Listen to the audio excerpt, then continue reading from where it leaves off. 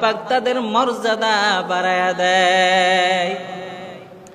আর যারা এই কোরআনের অপব্যবহার করবেন, এই কোরআনের মন গড়া যারা তাফসীর করবেন, যারা এই কোরআনের ইলম শিক্ষা করে কোরআনের মতো আমল করবে না, যাদের ভিতরে কোরআনের আমল নাই, কোরআন শিক্ষা করছে, হাফেজ হইছে কিন্তু ইয়াদ নাই, স্মরণ নাই, কোরআনের তিলাওয়াত করে না, আল্লাহ পাক তাদের মর্যাদা কমায়া দিবেন। দেয় কি দেয় না?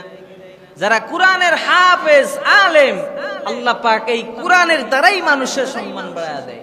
এই তো বললাম, গরিব মানুষের সন্তান, গরিব মানুষকে বড় লোকেরা দাওয়াত করতে চাই না, অথচ এই গরিবের সন্তান যখন হাফেজ হয়ে এলাকায় আসে, বড় লোকের বাড়িতে এই সন্তানকে দোয়ার জন্য ডাকে। সুবহানাল্লাহ, যে আমার জন্য একটু দোয়া করেন। দোয়াটা কি কম বড় বিষয় আপনি মনে করতেছেন?